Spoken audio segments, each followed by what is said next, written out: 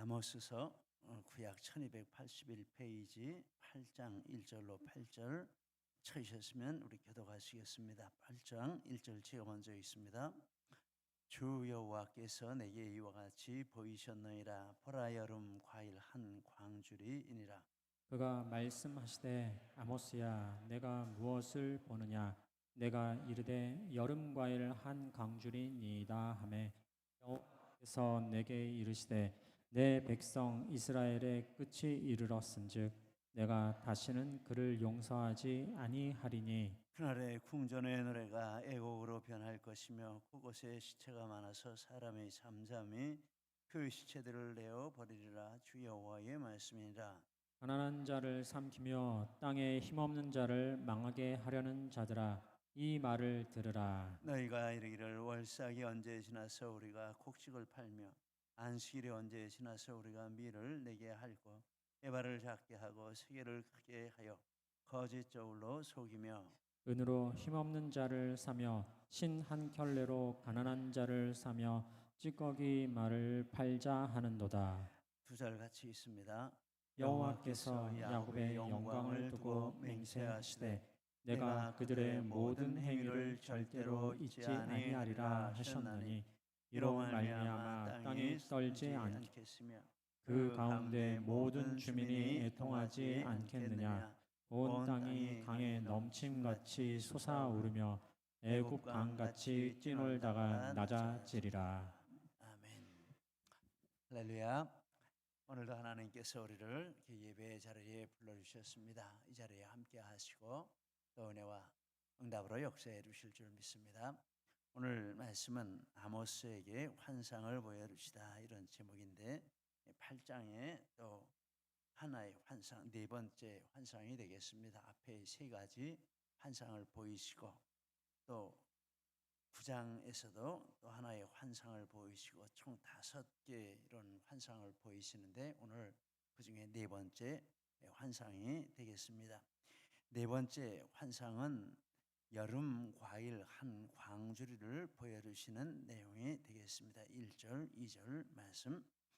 여름 과일은 완전히 익어서 땅에 곧 떨어져 썩게 되는 그 직전에 있는 이런 과일을 가리키는 뜻이 있습니다.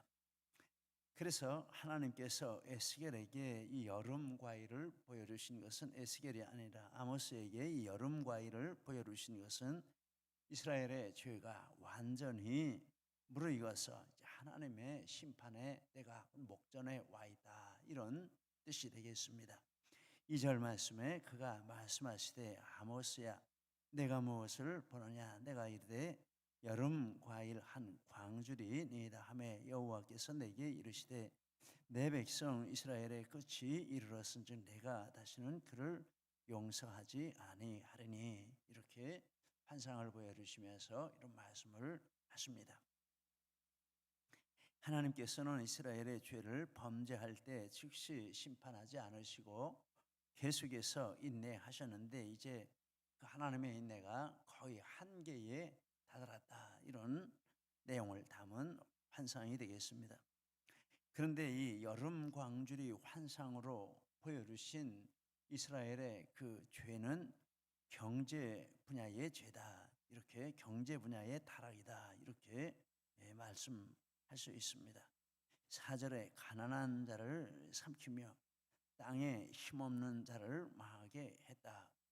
특별히 이 여름 과일 광주리 환상을 보여주시며 거기에 대해서 이런 내용을 말씀하십니다. 가난한 자를 삼키며 땅에 힘없는 자를 망하게 했다. 이것이 경제 분야의 죄악을 책망하시는 것이고 이것이 하나님의 인내를 끝나게 하는 중요한 원인 중에 죄 중에 하나다, 이렇게 말씀을 하십니다. 그런데 사회가 타락할 때 가장 뚜렷하게 나타나는 증상, 말기 증상이 된다, 이렇게 말할 수 있습니다. 가장 분명하게 나타나고 이제 하나님의 심판이 거의 가까워 온 그런 증상으로 나타나는 타락이 있는데 이 경제 분야의 타락이다, 이렇게 본문을 통해서 생각하게 됩니다. 5절 6절 말씀에 너희가 이르기를 월삭이 언제 지나서 우리가 곡식을 팔며 안식일이 언제 지나서 우리가 밀을 내게 할고 에바가 작게 하고 세계를 크게 하여 거짓적으로 속이며 은으로 힘없는 자를 사며 신 한 켤레로 가난한 자를 사며 찌꺼기 밀을 팔자 하는도다. 뭐 속여도 괜찮고 뭐 이렇게 저렇게 수단 방법 안 가려도 괜찮고 돈만 벌면 된다. 이게 지금 이 경제의 타락의 현상이 되겠습니다. 자, 우리 사회도 이런 부분들이 없지 않다 이런 생각도 해보게 됩니다. 그런데 경제 분야의 타락 중에서도 정말 이제는 끝이다 이렇게 판단할 수 있는 증상이 있는데 무엇이 되겠습니까? 그것은 영적 지도자들의 경제적 타락이다 이렇게 말할 수 있습니다. 누가복음 10장 46절 47절에 서기관들을 삼가라 그들은 과부의 가산을 삼키며 외식으로 길게 기도하니 그들이 더 엄중한 심판을 받으리라. 마태복음 13장 18절에 너희가 또 이르되 누구든지 제단으로 맹세하면 아무 일 없거니와 그 외에는 예물로 맹세하면 지킬지라. 마가복음 11장 17절에 이에 가르쳐 이르시되 기록된 바 내 주 만민이 기도하는 집이라 칭함을 받으리라고 하지 아니하여 너희는 강도의 소굴을 만들었도다. 이게 예루살렘 성전이 무너지기 직전에 있었던 이런 현상입니다. 다 이렇게 타락해가고 점점 깊이 들어가는데 가장 깊은 이 경제적 타락의 현상은 이 영적 지도자들의 타락이라 경제의 분야에 대한 이런 죄악이라 이렇게 말할 수 있습니다. 그래서 이게 종교 활동, 예배 활동 이런 것들의 가장 중심의 목적이 되어서 이런 활동들을 하게 된다 이렇게 말합니다. 예, 5절 6절 그리고 누가복음 20장, 마태복음 23장, 마가복음 11장 이게 다 그런 내용입니다. 그냥 일반인들이 하는 거는 그럴 수 있다 이렇게 말할 수 있는데 영적 지도자들이 이제 이런 데 물들어서 이걸 분별을 못하고 가리지 못하고 그런 데 휩쓸려 들어가기 시작하면 이게 이제 심판이 가까웠다 이렇게 말할 수 있는 증상이라는 것은 말기 중에서도 아주 말기 여름 실과를 하나님이 보여줄 수밖에 없는 그런 단계에 지금 와 있다라는 것입니다. 중세 면죄부가 그런 것이 아니겠습니까? 지난 주일날 면죄부 얘기도 나왔습니다만 이런 참 말할 수 없는 이런 것들 하나님의 은혜를 완전히 이렇게 돈으로 환산해서 돈벌이 수단으로 삼는 이런 일들이 역사 가운데 있었다라는 것을 보게 됩니다. 그래서 우리 그리스도인은 경제 분야의 거룩을 지켜야 한다 이렇게 말할 수 있습니다. 이런 풀타임으로 사역하는 이런 사람들은 더 말할 필요도 없고 좀 범위를 넓히면 우리 예수 믿는 사람들은 이 경제 분야의 거룩을 지켜야 할 책임이 있다. 세상은 다 그런 식으로 가고 똑같이 가고 이렇게 해도 하나님의 백성들만큼은 이 분야에 있어서 넘지 말아야 할 선이 있다라고 말하겠습니다. 누가복음 3장 12절 이하에 보니까 이렇게 세례 요한이 정말 하나님을 믿고자 하는 사람들에게 제시하는 저 내용이 나오고 있습니다. 세리들도 세례를 받고자 하여 와서 이르되 선생이여 우리는 무엇을 하리이까? 이르되 부과된 것 외에는 거두지 말라. 군인들도 물어 이르되 우리는 무엇을 하리이까? 하며 이르되 사람에게 강탈하지 말며 거짓으로 고발하지 말고 받는 급료를 족한 줄로 알라. 정말 하나님 믿고 싶으면 이 부분에 있어서 깨끗하라. 이 부분에 있어서 바르게 하라. 이렇게 말씀을 하는 것입니다. 그렇지 않으면 그게 하나님에 대해서 하나님 믿는 것도 그것 때문에 하나님 믿는 것이 될 수 있습니다. 그래서 영어에 이 골드라고 있지 않습니까? 한자 빼면은 가시예요. GOLD에서 L자 빼면은 가시고 L자 붙이면 골드고 이게 하나님인지 금인지 이게 분별을 못하는 것입니다. 역사 가운데 이런 일이 얼마나 많았는지 모르겠습니다. 그리고 로마서 13장 7절에 보니 모든 자에게 줄 것을 주되 조세를 받을 자에게 조세를 바치고 관세를 받을 자에게 관세를 바치라. 세금 문제에 있어서도 바르게 하라 이렇게 말씀을 합니다. 그러면서 이런 생각을 이렇게 해보게 됩니다. 받을 조건이 안 되는데 나라 돈을 타내려고 이렇게 해서 안 된다. 우리나라는 참 정말 좋은 나라인 것 같습니다. 이렇게 저렇게 자꾸 돈을 주려고 하니까 참 좋은 나라죠. 돈을 뺏어가려고 하는 게 아니라 나라가 자꾸 이렇게 돈을 주려고 하니까 조금만 이렇게 하면은 꽁돈이 막 생길 수 있는 이런 여건도 이렇게 됩니다. 잘못하면 유혹이 올 수 있어요. 야, 이거 조금 이렇게 하면 받아낼 수 있는데 이런 생각이 올 수 있다라는 것입니다. 그런데 받을 조건이 안 되는데 이렇게 해서 이렇게 받으려고 한다는 것은 바른 태도가 아니다. 그것이 한번 이렇게 넘어가게 되고 또 넘어가게 되면 이제 습관이 되면 그게 뭡니까? 이게 타락의 그런 방향으로 가는 것이 된다라고 보겠습니다. 그래서 조금만 하면 받을 수 있는데 못 받는 걸 이렇게 억울하게 생각하는 분들이 있는 것 같아요. 아유, 그거 받을 걸로, 아유, 그걸 못 받아가지고 남들은 다 받는데 나는 못 받고 뭐 이렇게 생각하는 분들이 있는 것 같아요.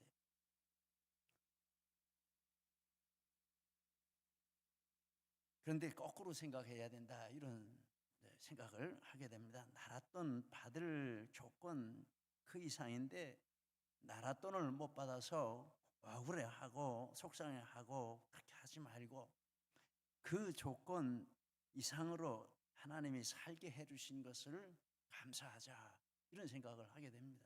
그래야 되지 않습니까? 아멘입니까? 아멘입니까? 이게 아멘입니다. 그렇게 해야죠.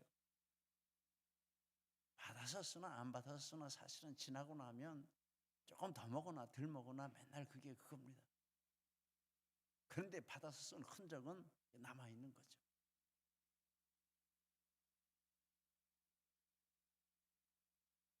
정 받고 싶으면 어떻게 합니까? 가난해지면 됩니다. 정 받고 싶으면 그 이하로 가난해지면 됩니다. 그러나 가난해지면 되겠습니까? 조건을 바꿔서 나랏돈을 받으면 그 돈은 이게 부패한 돈이 되는 것입니다. 그 돈을 받은 사람은 부패한 자가 되는 것입니다. 그러나 이게 무서운 일입니까? 무조건 돈 생겼다고 우리는 좋아할 일 없어요. 돈도 인격이 있다 이런 책도 있더라고요. 그래서 돈이 인격인데 아무 돈이나 막 받으면은 이게 사람을 타락시키고 부패하게 만든다 이렇게 이야기하는 책도 보았습니다. 우리는 적어도 하나님 백성은 나라 신세에 지려고 하지 말고 하나님께 축복받아서 나라가 성도의 신세를 지도록 이렇게 해야죠. 우리가 나라에 정말 많이 바쳐서 우리가 바친 것 가지고 어려운 사람들이 혜택을 받고 도움을 받는 이런 자부심을 우리가 가져야 되지 않겠습니까? 이게 우리 믿는 사람의 비전이 아니겠습니까? 할렐루야. 그래야 될 줄 믿습니다. 그런데 어쩌자고 이렇게 막 성전을 가리켜서 맹세하고 성전 안에서도 뭘 이거를 이렇게 해가지고서는 강도의 소굴을 만들었다 이런 말씀을 듣고 이런 이게 말씀 중에 말씀이 하나님이 더 기대할 데가 없으신 겁니다. 심판하지 않고 그래도 좀 이 백성들을 기다려보자 이렇게 말할 수 있는 근거가 완전히 사라진 것입니다. 그러니 심판할 수밖에 없는 것이죠.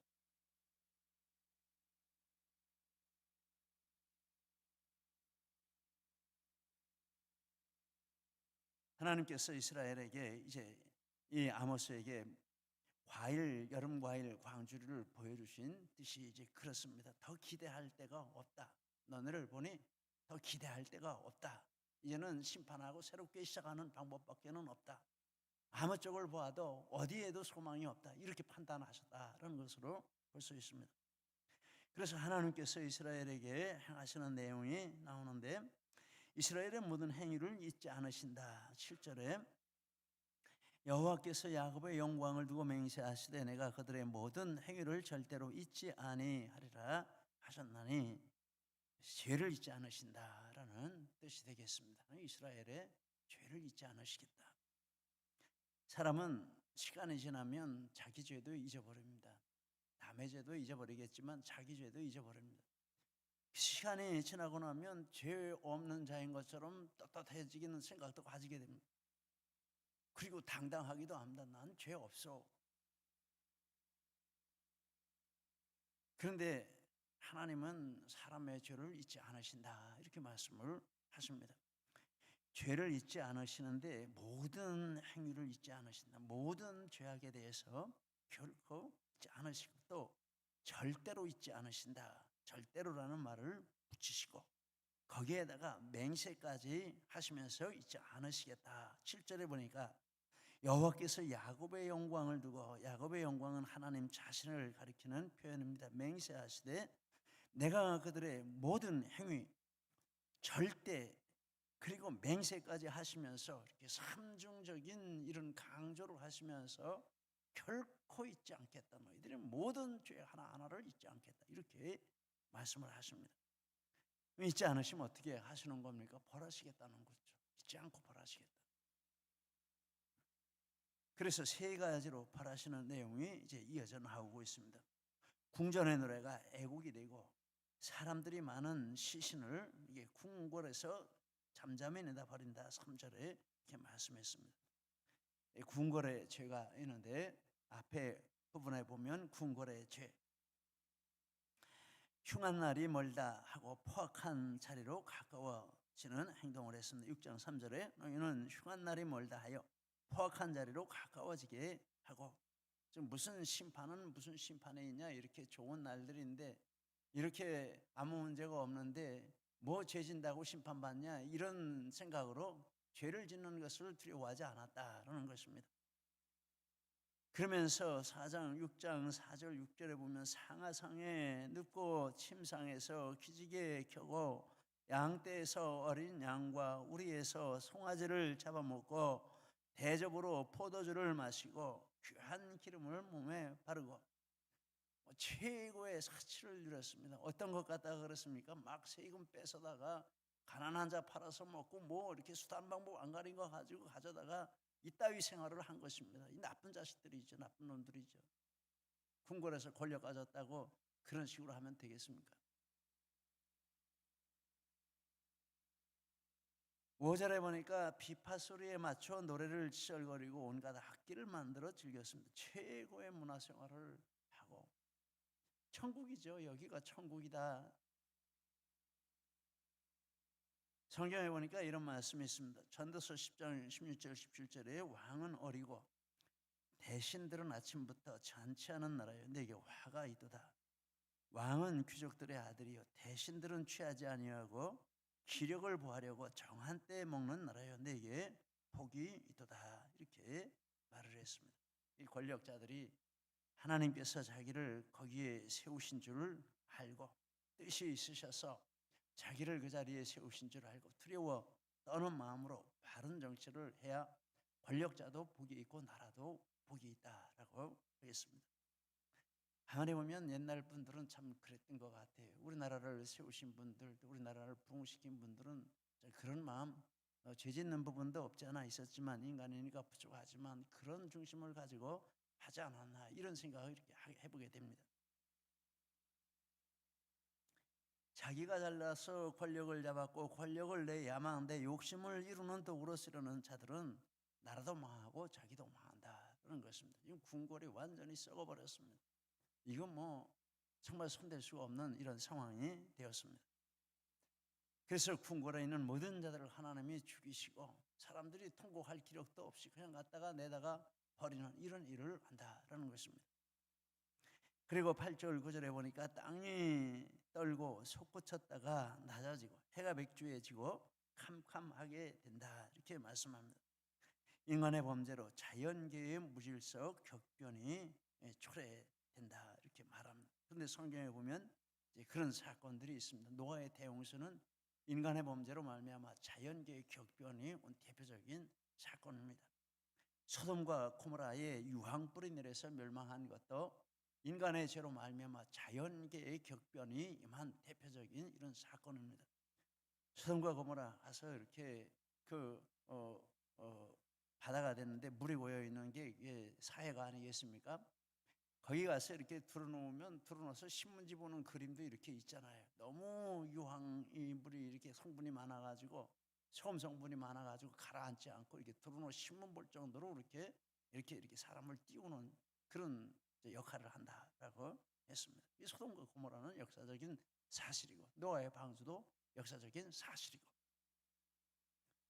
사람이 죄를 지면 그 사람의 죄가 사람에게만 오는 것이 아니라 자연계에까지도 격변과 무질서를 초래하는 원인이 된다. 이 성경이 말씀하는 것입니다. 로마서 8장 22절에 보니까 피조물이 다 이제까지 함께 탄식하며 함께 고통을 겪는 것을 우리가 아나이라. 앞에 보면 사람의 죄악 때문이다. 이런 내용이 이렇게 나오고 있습니다. 마태복음 24장 19절에 그날 환란 후 해가 즉시 어두워지며 달이 빛을 내지 아니하며 별들이 하늘에서 떨어지며 하늘의 권능들이 흔들리고, 인류의 죄악이 증가되므로 지진, 홍수, 천체 변화, 자연의 무질서, 격변 이런 것들이 이제 말세가 되면 아주 급격하게 증가된다. 이런 말이 있습니다. 성경에 이런 말씀이 나오고 있고, 또 무슨 이제 홍수 뭐 이런 이제 이야기들이 계속 나오고 있지 않습니까? 이렇게 인간의 범죄는 인간 자신의 이런 재앙을 불러오고, 자연계의 격변과 무질서, 재앙을 불러오고, 또 절기, 노래, 절기가 애통이 되고 애곡이 되게 하시고, 10절 말씀에 그렇게 말씀을 합니다. 더 이상 절기를 지키지 못하게 하고 더 이상 예배를 드리지 못하게 하는 이런 현상이 옵니다. 이 말씀은 586년에 예루살렘 성전이 파괴됨으로 성취가 되었습니다. 더 이상 이제 하나님 앞에 예배를 드릴 수 없는, 절기를 지킬 수 없는 이런 종말이 바로 그때였습니다. 주 70년에 헤롯이 로마 군대가 헤롯 성전을 파괴했을 때도 또 한 번의 그런 일이 있었습니다. 완전히 흩어져서 지금까지 2000년 동안 이런 구약 시대에 드리던 절기를 유대인들은 드려본 적이 없습니다. 그들은 아직 메시아가 오지 않았다고 하고, 할 수 있으면 절기를 회복하려고 할 터인데 절기, 제사 여태까지 못 드렸습니다. 드려도 소용이 없지만 그들 입장에서는 지금 하고 싶은데 못하는 그런 일이 되는 것입니다. 우리에게 적용시키면 이제 교회가 없어진다, 이렇게 말할 수 있습니다. 오래전에 자동차로 이렇게 스페인을 이렇게 여행하는 그런 기회가 있었습니다. 그런데 여러 나라를 지나면 이렇게 아무리 찾아봐도 도시에도 시골에도 교회에 십자가가 없는 거예요. 교회도 안 보이고, 옛날 교회 큰 성당 이런 건 있는데 진짜 예배드리는 교회 성도들이 모여 기도하는 이런 십자가 있는 거는 전혀 찾아볼 수가 없는 거예요. 우리나라도 150년 전만 해도 교회는 없었습니다. 십자가도 없었습니다. 우리는 지금 우리 아이들, 자녀들 태어나면서 십자가도 당연하고 교회도 당연하고 예배도 당연한데 150년 전에는 없었습니다. 당연한 것이 아니고 하나님의 축복이죠. 그런데 이렇게 죄가 쌓이게 되면 이제 또 십자가도 없어질 수도 있고 교회도 없어질 수도 있다, 이런 생각도 이렇게 하게 됩니다. 그래서 우리 하나님의 백성들은, 다른 사람들은 그렇다고 치더라도 우리나라가 하나님 앞에 바르게 서도록 이렇게 최선을 다해야겠다, 이런 생각을 이렇게 하게 됩니다. 내일 이제 오후 5시에 우리 교회에서 거룩한 방파제 김포시 선포식을 하겠다라고 하셔서 이렇게 그런 정도는 우리가 또 협력해야 되겠다, 이런 마음을 가지고 이렇게 그렇게 하시라고 했습니다. 이 거룩한 방파제는 동성애 차별 금지 이런 악법, 세상의 물결이 우리나라를 더럽히지 못하게 막기 위해서 성도님들이 자발적으로 결성한 전국적인 이런 기도 모임이고, 또 그런 행위들을 반대하는 이런 것을 주도하는 이런 모임이고, 내일은 우리 교회에서 김포시 선포식을 한다, 이렇게 말씀을 해주셨습니다. 우리 성도님들도 많이 참석하셔서 전국 모든 성도들이 이와 같이 죄악에 대항하는 일에 일치단결하고 있다는 것을 보여주시면 참 하나님께 영광이 되리라, 이렇게 생각합니다. 그리고 말씀의 기근과 말씀의 기갈이 만다라고 말합니다. 11절, 주 여호와의 말씀이라. 보라, 날이 이를지라. 내가 기근을 땅에 보내리니 양식이 없어 주림이 아니며 물이 없어 가람이 아니 여호와의 말씀을 듣지 못한 기갈이라. 이제 하나님이 말씀 주시는 것도 완전히 끊으신다라고 이렇게 말씀을 하십니다. 그래서 어디를 가도 말씀을 얻지 못합니다. 12절, 13절 말씀입니다. 북한을 보면 이런 일이 일어나고 있구나 이런 생각을 하게 됩니다. 성경을 구할 수도 없고 구했다 해도 소유할 수도 없고 그러려면 목숨 잃을 각오를 해야 성경을 구할 수도 없지만 목숨 잃을 각오를 해야 그런 시도라도 할 수 있는 그런 삶이 북한에 있는 성도들의 삶입니다. 참 생각할 수도 없고 이해할 수도 없고 받아들일 수 없는 이런 현상이 이렇게 북한에 일어나고 있는데 우리나라에서도 언제 이런 일이 일어날지 그것도 모르는 일입니다. 150년 전에 아무것도 없었는데 또 아무것도 없으리라는 보장이 또 이것이 계속 가리라는 보장이 어디 있습니까? 보장할 수 있는 방법은 우리가 거룩하게 사는 그거밖에 없는 줄 믿습니다. 하나님 말씀대로 정말 말씀을 사랑하고 말씀을 순종하고 말씀이 우리 삶 가운데 이렇게 드러나고 나타나고 이것밖에는 그것을 보장할 수 있는 방법이 없다 이렇게 말할 수 있습니다. 그래서 이런 결론을 내리게 됩니다. 첫째, 성도들이 말씀을 사랑하고 매일 말씀을 읽고 순종함으로 그 삶을 통해서 말씀의 능력을 나타내는 것이 필요하다. 둘째, 열심히 전도해서 믿는 크리스천을 증가시키는 것이 중요하다. 셋째, 신실한 크리스천을 영향력 있는 자리에 내보내는 것이 중요하다. 그리고 권력자들이 악법을 제정하거나 악한 행동을 하지 못하도록 견제하고 그들을 위해서 기도해 주는 것이 중요하다. 이런 생각을 해보게 됩니다. 다 중요하고 정말 필요한 일인 줄 믿습니다. 이렇게 해야 하나님의 이 나라를 축복해 주시고 또 주의 백성들을 축복해 주시는 이런 일들이 끊어지지 아니할 줄 믿습니다. 이런 축복의 통로로 우리 모두가 쓰임 받으시기를 예수님 이름으로 축복합니다.